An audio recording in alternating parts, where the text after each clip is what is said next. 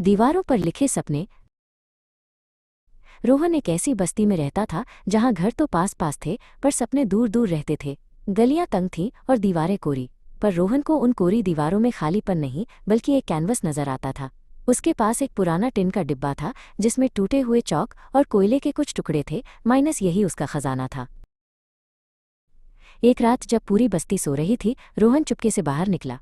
उसने अपने डिब्बे से एक सफ़ेद चौक का टुकड़ा निकाला और एक दीवार पर चित्र बनाना शुरू कर दिया। उसने एक बड़ा सा मुस्कुराता हुआ सूरज बनाया ताकि उसकी गली में कभी अंधेरा न हो। अगली सुबह लोगों ने दीवार पर सूरज देखा तो हैरान रह गए। कुछ ने नाराजगी जताई, पर रोहन की दोस्त मीरा की आंखों में चमक थी। उसने रोहन के पास आकर धीरे से कहा, "ये तो बहुत सुंदर है।" मीरा की बातों से रोहन का हौसला बढ़ा। अब वो हर रात कुछ नया बनाता। उसने एक दीवार पर ऊंचा पेड़ बनाया जिस पर चिड़ियां चहचहा रही थीं, दूसरी पर मछलियों से भरी नदी और तीसरी पर पतंग उड़ाते बच्चे। बस्ती की दीवारें अब कहानियां सुनाने लगी थीं। लेकिन हर कोई खुश नहीं था। एक पुराने दुकानदार रामलाल काका ने उसे डांटते हुए कहा, "दीवारें गंदी क्यों कर रहे हो? बंद करो ये सब।" रोहन का दिल टूट गया। उसने उस दिन के बाद चित्र बनाना बंद कर दिया। एक शाम रोहन ने देखा कि रामलाल काका अपनी दुकान पर बैठे एक पुरानी तस्वीर को देखकर उदास हो रहे थे।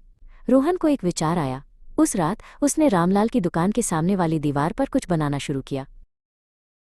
अगली सुबह जब रामलाल काका ने दीवार देखी तो उनकी आंखों में आंसू आ गए। रोहन ने उनके गांव का चित्र बनाया था, ठीक वैसा ही जैसा वो कहानियों में सुनाते थे। आज वो कला का मतलब समझ गए थे। रामलाल काका रोहन के पास गए और उसे डांटने के बजाय असली रंगों और ब्रश का एक नया डिब्बा दिया। उन्होंने मुस्कुराते हुए कहा, "बेटा, अपने सपनों में रंग भरो, हमारी इस दुनिया को और भी खूबसूरत बनाओ।" अब पूरी बस्ती रोहन के साथ थी। लोग उसके लिए दीवारें साफ करते और जो भी रंग या सामान मिलता उसे दे देते। जल्द ही उनकी बस्ती एक खुली आर्ट गैलरी में बदल गई, जिसे देखने दूर दूर से लोग आने लगे। रोहन की कला ने उसे शहर के एक बड़े आर्ट स्कूल में दाखिला दिलाया। वो अपनी बस्ती को कभी नहीं भूला।